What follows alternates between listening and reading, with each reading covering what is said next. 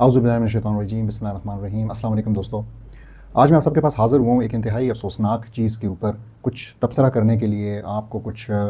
دلائل دینے کے لیے کہ دیکھیں چند دنوں سے ہم دیکھ رہے ہیں کہ یہ جو دو بھائی ہیں پاکستان اور افغانستان، یہ آپس میں لڑ رہے ہیں، اور میں جان بوجھ کے ان کو بھائیوں سے تشبیہ دے رہا ہوں کیونکہ دیکھیں اگر ہمیں اسلام کا یہ کانسیپٹ کہ ہم مسلمان ایک جسم کی مانند ہیں، کہ ہم مسلمان آپس میں بھائی بھائی ہیں، اگر یہ کانسیپٹ ہمیں سمجھ میں نہیں آیا تو اس کا مطلب ہے کہ ہماری اسلام کی انڈرسٹینڈنگ بالکل اپنی بنیاد سے ہے ہی غلط۔ ہم جانتے ہیں کہ کئی آیات اس بات کو سمجھانے کے لیے آئیں، جنہوں نے ہمیں یہ بتایا کہ مسلمان جو ہیں وہ ایک جسم کی مانند ہیں، مسلمان ایک ہیں۔ اللہ سبحانہ تعالیٰ ہمیں کہہ رہے ہیں کہ اسلام کی رسی کو مضبوطی سے تھامے رکھو اور تفرقے میں نہ پڑو۔ تو بھائی چارہ کیا ہے؟ کیا بھائی چارہ یہ نہیں ہے کہ مسلمان ایک دوسرے مسلمان کو قتل نہیں کرتا، مسلمان دوسرے مسلمان کے اوپر حملہ نہیں کرتا، مسلمان دوسرے مسلمان کی تحقیر نہیں کرتا، اس کا تمسخر نہیں اڑاتا؟ اور کیا ہم چند دنوں سے یہ سب کچھ ہوتا ہوا نہیں دیکھ رہے؟ ٹھیک ہے، ہم اس بات کو اپنے حکمرانوں پہ ڈالتے ہیں اور اس میں بھی کوئی ڈاؤٹ نہیں ہے کہ یہ ہمارے اور ان کی طرف سے جو حکمران ہے یہ ان کی غلطی ہے، یہ وہ ایک انتہائی غلط ناجائز چیز کر رہے ہیں۔ لیکن ہمیں اپنا رول دیکھنا پڑے گا، ہمیں یہ سمجھنا پڑے گا کہ اگر ہمارے کنسیپچول انڈرسٹینڈنگ اسلام کی مضبوط ہوتی اور ہماری طرف سے ان کو ایک مضبوط پش بیک جاتا تو وہ یہ کام اتنی آسانی سے نہ کر پاتے۔ ہم اس کے برعکس دیکھتے ہیں کہ بہت سارے لوگ، چاہے وہ لبرل طبقے کے ہیں، چاہے وہ ناسمجھ ہیں، چاہے وہ جو بھی لوگ ہیں، کہ وہ انٹرنیٹ کے اوپر لگے ہوئے اور اس حب الوطنی کی آگ کو بھڑکا رہے ہیں۔ وہ اس لینگویج کو، جو ایک لینگویج بڑی شدت پسندانہ ایک لینگویج استعمال ہو رہی ہے، اس کو جو ہے نا وہ مزید اس پہ جلتی کے اوپر تیل ڈالنے کا ایک کام کر رہے ہیں۔ تو میں آپ سے پوچھتا ہوں کہ کیا انف نہیں ہو گیا کہ ہم نے اس آپس کی تقسیم کی وجہ سے ہم نے دیکھا ہمارے آنکھوں کے سامنے غزہ جل کر راکھ ہو گیا۔ ہم جانتے ہیں کہ 70,000 کے قریب تو وہاں پہ جو کاؤنٹڈ ڈیڈ باڈیز ہیں اس کا ٹول ہے، اصل میں تو کئی لاکھ لوگوں کی، تقریباً کوئی 7 لاکھ لوگوں کی شہادت کی کے ایسٹیمیٹس ہیں وہاں پہ۔ اور پھر ہماری ہی اس بٹے ہونے کی وجہ سے اور ہمارے ان خائن حکمرانوں کی وجہ سے ہم دیکھ رہے ہیں کہ اس کا سودا بھی ہونے جا رہا ہے۔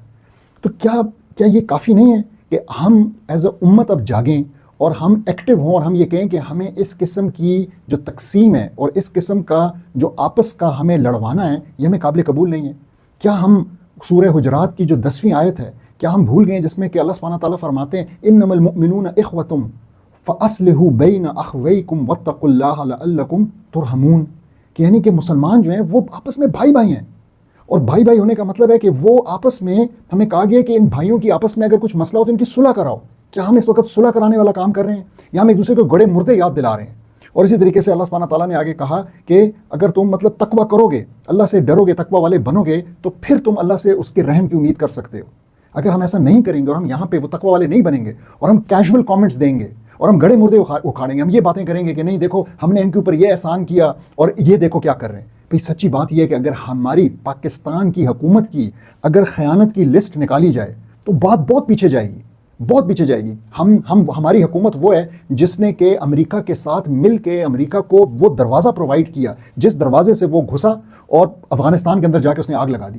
ہم نے پرووائڈ کیا، ہمارے حکمرانوں نے پرووائڈ کیا۔ تو الحمدللہ وہ اس سب کو بھول کے اور انہوں نے وہاں پہ اپنی ایک حکومت قائم کی جیسی تیسی، اور اب ہم بھی ان کو اس چیز میں بھی گھسیٹ رہے ہیں، یعنی ہم ان کو موقع نہیں دے رہے ہیں اور ہم چاہ رہے ہیں کہ وہ ایسا کریں۔ ہمارے بڑے بھائی ہونے کے ناطے ہمارے، اور بڑے بھائی میں کیوں کہہ رہا ہوں، ہم عمر میں بھی ان سے زیادہ ہیں، یہاں پہ حکومت کب سے چل رہی ہے، ہم یہ سارا نظام کب سے چلا رہے ہیں، ان کو تو ابھی شاید 4 سال ہوئے ہیں۔ اسی طریقے سے ہم سائز میں بھی ان سے بڑے ہیں، آبادی میں بھی ان سے زیادہ ہیں، ہم جانتے ہیں ہم ماشاءاللہ سے ایک نیوکلیئر کیپیبل کنٹری ہیں، ہمیں یہ بات زیب دیتی ہے۔ تو میں سمجھتا ہوں کہ یہ ٹائم آ چکا ہے کہ ہم اس ایک انگریز مورٹائمر ڈیورنٹ کی لگائی ہوئی لکیر کو بھلا دیں، ہم آپس میں بھائی چارہ پیدا کریں اور یہ سمجھیں کہ یار ہم اصل میں، ہم پہلے تو ایک قوم اس لیے ہیں کہ ہم ایک اللہ کے ماننے والے ہیں، ہم اس ایک رسول کو فالو کرنے والے ہیں، اس کی اتباع کرنے والے ہیں، ہم اس ایک قرآن کی کتاب کو اپنی کتاب سمجھنے والے ہیں، ہم سب کلمہ گو ہیں۔ اور پھر ہم تو ایون ایتھنیکلی، حالانکہ ایتھنیسٹی کوئی اسلام کے اندر کوئی معنی نہیں رکھتی، لیکن یہ تو سچ مچ، یعنی اگر آپ اسلام کو ایک سائڈ پہ بھی رکھیں تو یہ تو ریشنلی بھی ایک قوم ہے جس کے اندر انگریز آتا ہے 100-125 سال پہلے لکیر لگا کے جاتا ہے، اور آج ہم اس لکیر کے آس پاس لڑائی ڈال رہے ہیں۔ ہم موقع فراہم کر رہے ہیں ایک اور اس امت کی تقسیم کا اور اس امت کی کمزوری کا، وہ بھی آپس میں لڑ کے۔ کیا انف نہیں ہو گیا؟ کیا ہم نے آپس میں موروکو ٹونیسیا کی لڑائیاں، سعودی عرب اور یمن کی لڑائی، ہم نے سوڈان اور UAE کا جو آپس کا مسئلہ ہے، ہم نے عراق ایران کی لڑائی دیکھتے ہوئے ہم بڑے ہوئے، مطلب 10 سال کے قریب وہ جاری رہی، لاکھوں لوگ اس کے اندر شہید ہوئے، دونوں طرف مسلمانوں کی شہادتیں ہوئیں۔ تو کیا ہم یہ چیز دوبارہ سے دیکھنا چاہتے ہیں؟ ہم یہ چیز افورڈ کر سکتے ہیں؟ تو دیکھیں، جو ایک اگر کسی کو ذرا بھی اسلام کی اس بات کی نہیں سمجھ میں آتی ہے کہ مسلمان آپس میں بھائی بھائی ہیں اور یہ پولیٹیکل یونٹی کی بات ہو رہی ہے، تو کم سے کم آپ اس بات کو سمجھیں کہ مسلمان جو ہیں، اللہ سبحانہ تعالیٰ ہمیں قرآن میں کہتے ہیں، وہ سورہ فتح کی 29ویں آیت میں وہ کہتے ہیں محمد الرسول اللہ والذین معہ اشداء علی الکفار رحماء بینہم، یعنی کہ وہ کہتے ہیں کہ محمد صلی اللہ علیہ وسلم جو ہیں وہ اللہ کے نبی ہیں، اللہ کے پیغمبر ہیں، اور وہ لوگ ٹھیک ہے جو کہ آپس میں، اور وہ کہتے ہیں اور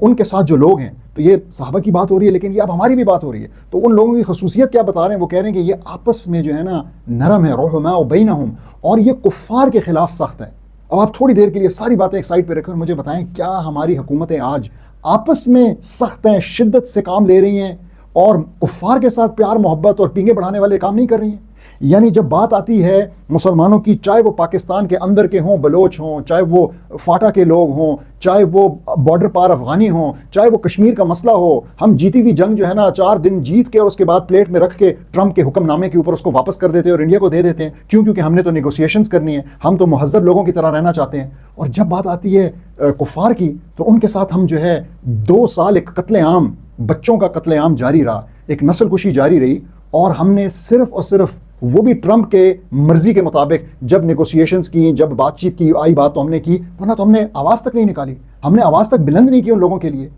تو یہ دوغلا سٹینڈرڈ نہیں ہے؟ تو اسی طریقے سے یہ گڑے مردے اکھاڑنے سے ہمیں باہر نکلنا پڑے گا، ورنہ پھر دیکھیں یہی بات ہوگی کہ آپ کہتے ہیں کہ جی ہم نے تو صرف ٹارگٹ کیا اس کو ٹیررسٹ کو افغانستان کے اندر، اور انہوں نے آگے سے حملہ کیوں کر دیا؟ تو انہوں نے ریاست کے اوپر حملہ کیا ہے۔ تو کیا ہمیں نظر نہیں آتا کہ یہ تو وہی ہندو ریاست والا، بھارت والا نیریٹو ہے؟ وہ بھی آپ کو یہی کہتا ہے کہ ہم آپ کے ملک میں جو ہے نا، ہمارے ہاں پہلگام ہوا، پلوامہ ہوا، اور ہم نے آپ کے ملک کے اندر صرف اور صرف ٹیررسٹ کو نشانہ بنایا اور آپ نے پھر ہمارے اوپر جنگ مسلط کر دی۔ تو ہم یہ ڈبل سٹینڈرڈ سے ہمیں نکلنا پڑے گا۔ تو میں آپ لوگوں کو ایک حدیث سنانا چاہوں گا اور اس حدیث پہ ختم کروں گا کہ جس میں رسول اللہ صلی اللہ علیہ وسلم نے، یہ روایت ہے ابو بکرہ الثقفی سے، اور انہوں نے کہا کہ رسول اللہ صلی اللہ علیہ وسلم نے کہا کہ جب 2 مسلمان آپس میں لڑتے ہیں، ایک دوسرے کے خلاف تلوار نکال کے آ جاتے ہیں میدان میں، تو انہوں نے کہا کہ اور اس کے نتیجے میں ایک مر جاتا ہے، تو رسول اللہ صلی اللہ علیہ وسلم نے کہا کہ دونوں جہنمی ہیں۔